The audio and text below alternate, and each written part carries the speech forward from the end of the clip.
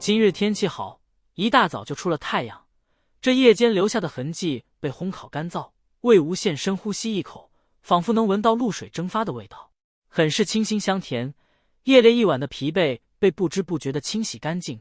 魏无羡随手在地上折了一根长长的草枝，叼在嘴里，道：“蓝湛，你看，前面是不是有个阵啊？”蓝忘机正在魏无羡的身侧，还没来得及回答，身后的蓝景仪已经冲上来道：“哎，真的，真有阵啊！”随后开口的是金陵，正在蓝景仪身侧挤着往前看，道：“终于看到些人影子了。”蓝思追却在魏无羡的另一侧轻轻一笑：“韩光俊，魏前辈，我们要去吗？”魏无羡看着金陵和蓝景仪道：“当然要去，你看看咱们家小精灵这几天累的都瘦了。”金陵确实握着剑，一脸不服气：“谁累啊？不就是打几只小东西吗？我看是这个蓝景仪累了吧，看到个阵子就哇哇乱叫。”魏无羡笑着摇摇头，随后拉着蓝忘机往前走，嘴里哼着歌，听着后面两人还在辩论，别提心里多美滋滋了。“金大小姐，没有我，你腿昨天晚上就被吃了。”“蓝景仪，你少胡说八道，要是没有本宗主，你们才是……他们呢？啊，韩光俊，魏前辈，思追，等等我！”“蓝景仪，你给我站住！”此次出来倒是计划了许久，就带着蓝思追、蓝景仪路过兰陵时，特意去拜访了金陵。金陵如今是宗主，自然比不得他们空闲，但偶尔出来一起夜猎还是可以的，所以一脸傲娇的跟了出来。几人很快到了镇口，口上一块石门，上面用端正的字体写着“唐古镇”3个大字，看起来气派异常，但却有些脏，想来是许久没有擦拭过了。镇外是一片空地，地上摆着许多的小摊，多是贩卖花卉的。魏无羡随手买了一把，送到蓝忘机面前：“韩光俊，鲜花配美人，这花在下送给你。”蓝忘机很是淡定的把花接过，道：“多谢。”魏无羡道：“客气客气，我送花给你，你请我吃饭，当可？”蓝忘机道：“可。”两人视若无人的踏进了唐古镇。蓝思追与蓝景仪倒是没多大意外，但金陵可是看得嘴角抽搐不停，隐隐约约的还有些脸红。蓝景仪笑道：“哎呦，金宗主这是害羞了。”金陵立马反击道：“蓝景仪，你是不是找打？”说归说，但三人还是赶紧跟了上去。这唐古镇大是大，但这人数嘛，却没有几人想象的多。路过好几家客栈都关门上锁的，街上人也不多。找了有一小会儿，才有间看着不错的小店，里面传来一丝丝的饭香。几人在野外露宿好几天，早就对这大米饭馋的不行，进去围坐一桌，倒也没有长辈晚辈的分的那么讲究。点完了菜，魏无羡也没忘与店家多说几句。虽这家店不大，但也不至于如此冷清，只有寥寥几桌人。开口问道：“老板，为何此镇这么大，却没多少人的样子？”店家道：“客官们肯定不是本地人吧？咱们这儿以前那可是人来人往，走路都怕踩别人脚尖呢。这2年来，确实人迹少了些。这不，我这店啊，也不知道能坚持多久了。”金陵抢话道：“那为什么现在没人了？”蓝思追也道：“莫不是有什么邪祟作怪？”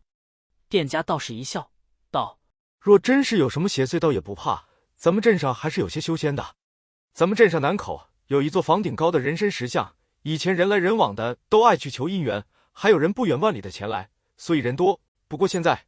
说着，店家叹了口气：“现在不灵验了，来的人便少了点。”魏无羡点点头：“原来如此啊，这么说，以前确实很灵验了。”“是啊，哎，客官们稍等，我去给你们来点茶水点心。”店家退下了。魏无羡摸着自己的下巴思考道：“蓝湛，这什么人像还能保姻缘？我第一次听说，你怎么看？”蓝忘机道：“或有古怪。”魏无羡点头接话，嘴都张开了，却被蓝景仪把话接下了：“什么人像？怕不是什么邪祟变的？我还从没听说过雕刻个人像能保姻缘的。”金陵也道：“就是。”蓝思追接着道：“韩光俊，魏前辈，不如一会儿我与景仪、金宗主一起去看看吧。”韩光君点头。魏无羡道：“哎，还是你们这些孩子身体好，夜猎打了几天也不知道累。算了算了，你们去，我和蓝湛就在这休息。”3个小辈不约而同地看着魏无羡。魏无羡带着浅浅的笑意哪里能感觉到是一个长辈累了的模样。但魏无羡说是就是吧。吃完饭，3个小辈就出门了。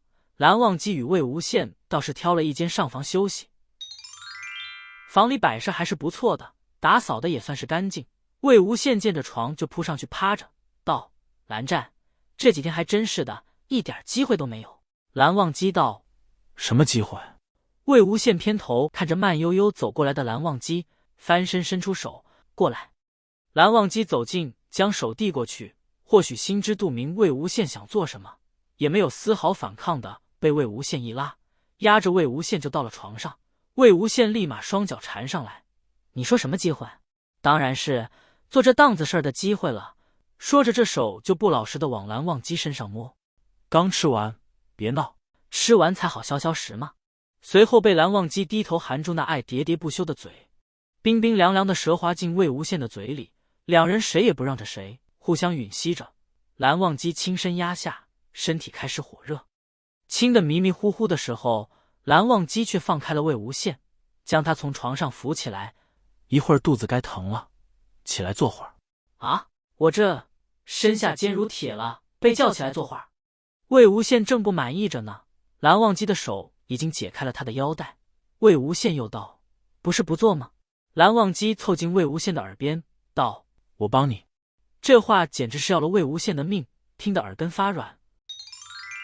过了约莫有1个时辰，在房里刚刚忙碌完的两人听见了小辈们回来的声音。魏无羡这下可不累了，精神抖擞的出了门，叫住了几个小的问道：“怎么样？是什么人像？”几人坐回大堂，蓝思追先道：“是一个美人像。长得还挺好看的，不过就是有点脏了，都没人打扫一下了，真是有一种人走茶凉感。”此时蓝忘机也走了出来，坐在魏无羡的身侧，道：“可有异样？”蓝思追道：“看不出来，只是看了那人像，好像有点不舒服。哎，锦衣金陵，你们感觉怎么样？”蓝锦衣道：“是有点不舒服，那人像好看是好看，就是笑得有点奇怪，看着心里毛骨悚然的，但又没有邪祟的气息。”金陵接着道：“哪儿笑了？你眼睛花了吧？明明没有表情。”蓝思追又道：“啊，我看着像是要哭了呀。”这就怪了，一个人像，3个人看却是3个表情，但又没有邪祟的气息。魏无羡道：“我倒是听过有这样的雕刻高手，雕刻出来的人像能从不同角度看出不同的神态，这个人像莫非就是如此？”蓝忘机道：“可有探听人像来历？”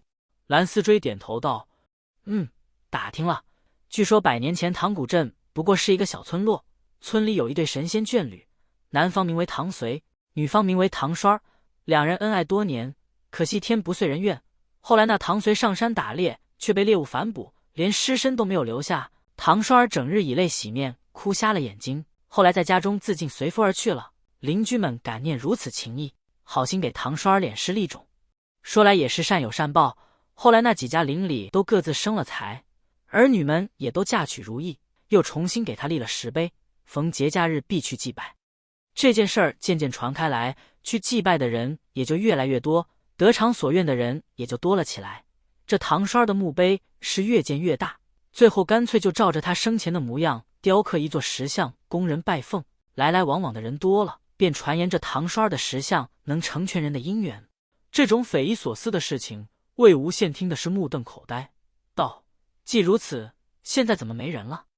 蓝锦衣接话道：“说是前2年有个人来求了姻缘后，说这都是骗人的，那人像里有鬼，去求了愿就会被鬼给缠着。后来真有人听见那石像日日啼哭，也就没人敢去了。”魏无羡感叹道：“成也是他，败也是他。”金陵道：“真是可惜，原本那么相爱的2个人。”蓝锦衣又道：“缘分天注定，我倒是觉得他们这些人把人家雕刻成像，成日叨扰祭拜，说不定人家就是不愿意，所以才整日啼哭呢。”蓝思追点头道：“或许吧。”他说的有气无力，好像整个人也没什么精神。魏无羡想着他们都累了好几天了，开口道：“你们去休息休息吧。”3人起身后，蓝思追居然有些恍惚地摇晃了几步，被站得近的蓝锦衣扶稳道：“思追，怎么了？”蓝思追没来得及说话，人已经倒下了。众人赶紧把蓝思追送到客房。蓝忘机给蓝思追输了不少灵力，也不见他有醒来的样子。魏无羡也未看到有什么邪祟侵入，但蓝思追就像是沉睡了，怎么也醒不过来，脉象也没有任何异样。一筹莫展，正准备先带蓝思追回云深不知处，却见店家敲门进来了。这位小公子莫不是看到了哭泣的人像？魏无羡警觉道：“是。”店家叹了口气道：“醒不来了，可惜醒不来了呀。”魏无羡莫名的有些慌，蓝景怡动作更是快，上前提着店家的领子就道：“你胡说八道什么？什么叫醒不来？你做什么了？”“别冲动啊，别冲动，不是在下。”见这店家确实没有异样，蓝忘机道：“景怡，松手。”这时店家叹了口气，咳嗽了几声道：“这只要是说见到那人像是哭脸的，全部都昏睡了。至今为止，这位小公子是镇上的第38位。这么看来，是那人像搞的鬼了。”魏无羡看着睡着的蓝思追，景怡、金陵，你们在这看着思追，等我和蓝湛回来。金陵道：“魏无羡，你要做什么？在这儿等，别到处乱跑。”石像的位置并不难寻，两人站在房上一看就看到了。纵身跃起，本该是大亮的好天气，居然开始变得灰暗。很快两人就停在了石像面前。魏无羡看着那哭得伤心的石像，道：“哭了？是自己出来，还是我来请你？”没有一点动静。蓝忘机皱着眉道：“魏婴不可大意。”魏无羡道：“蓝湛你放心。”说着拿起插在腰间的陈情放于嘴边，笛曲汹涌而出，没有一丝情面可留。周围越发的黑暗，也不知道从哪里冒出来的风将魏无羡的衣摆吹得呼呼作响。蓝忘机站在魏无羡的身侧警惕着，很快便听见一阵哭啼声，顺着这声音的来源，拔剑对着石像砍过去，瞬间破成了碎渣。怨气从石像里面散发出来，魏无羡换了笛声将怨气控制住，随后从那怨气里面缓缓现出一个瘦弱的身影，眼睛紧闭，双手伸在身前摸索，嘴里道：“出来了，出来了，随郎夫君，我出来了，我来找你，我这就来找你。”但哪里那么容易？魏无羡的笛声让他难受，寸步难行。随着那女子的声音越来越痛苦，魏无羡也略有不忍地停下笛声，看着蓝忘机道：“蓝湛，这应该就是唐栓吧？”蓝忘机站在魏无羡的身侧：“应是。”笛声停了，唐栓起身摸索着往前走，也不知是想去哪儿，走一步倒一步。魏无羡清了清嗓子道：“这位姑娘。”唐栓转头惊恐道：“别锁着我，求你，我要去找我夫君，夫君，救我，救我！”他哭得满脸都是泪，虽是100年前的鬼魂，但看着像个可怜无助的孩子一般，被困100年也没有露出凶相，相貌确实不错，我见犹怜。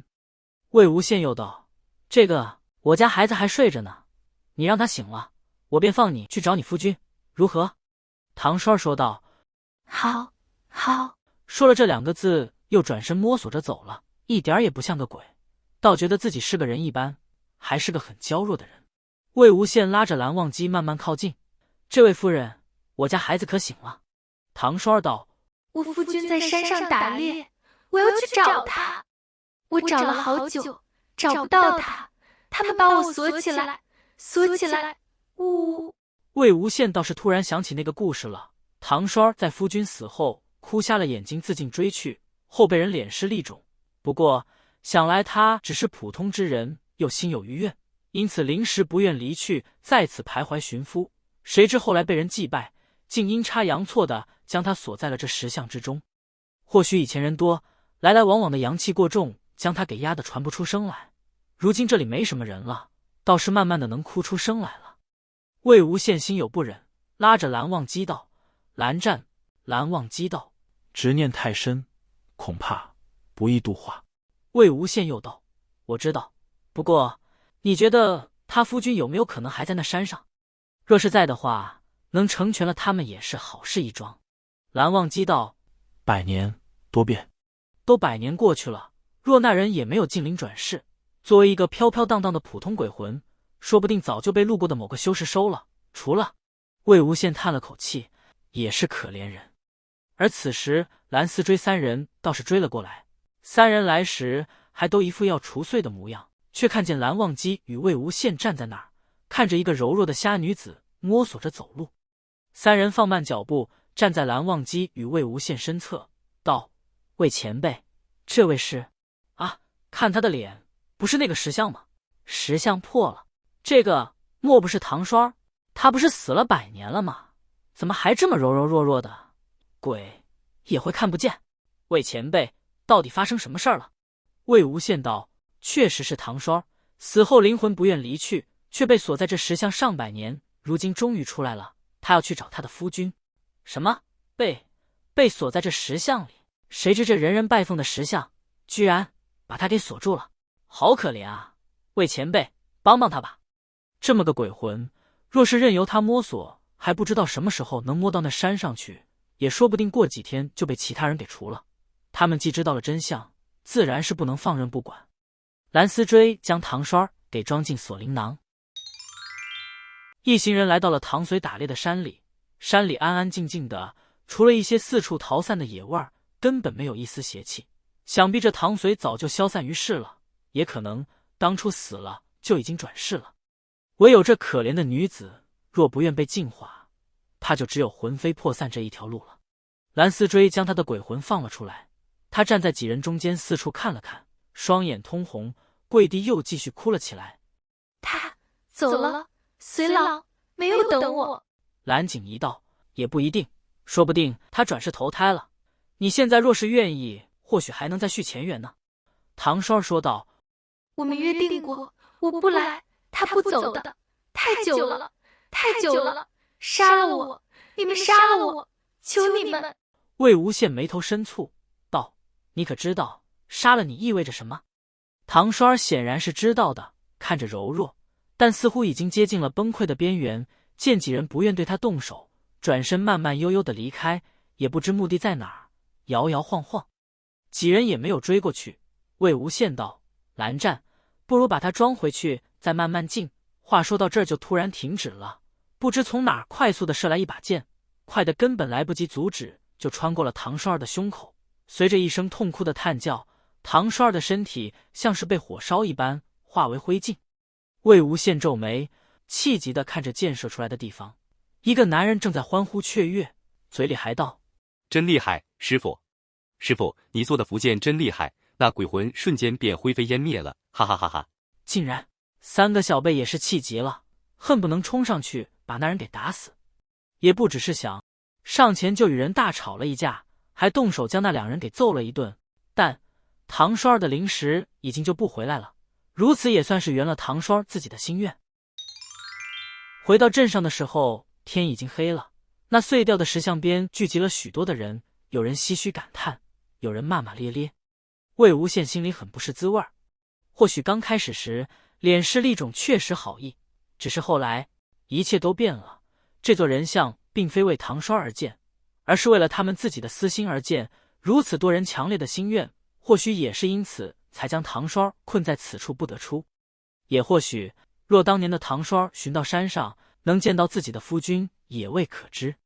魏无羡叹了口气，拉着蓝忘机的手道：“蓝湛，我们走吧。”蓝忘机又怎么不知魏无羡这人看着没心没肺，实则最重情重义。